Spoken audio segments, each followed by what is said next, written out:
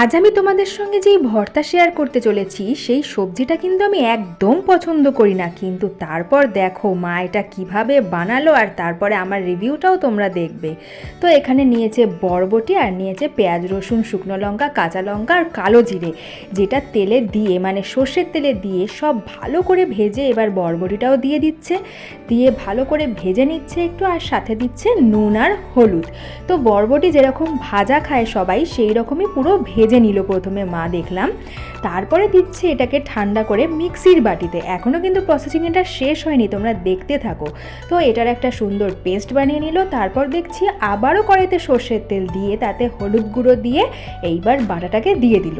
তারপরে একদম নেড়ে চেড়ে শুকনো শুকনো একদম মাখা মাখা যখনই হয়ে আসবে তখনই বুঝবে এটা একদম রেডি। আর তারপরই পালা হচ্ছে গরম গরম ভাতের সাথে খাওয়ার। সিরিয়াসলি বলছি, আমার না এটা খেতে দারুণ লেগেছে।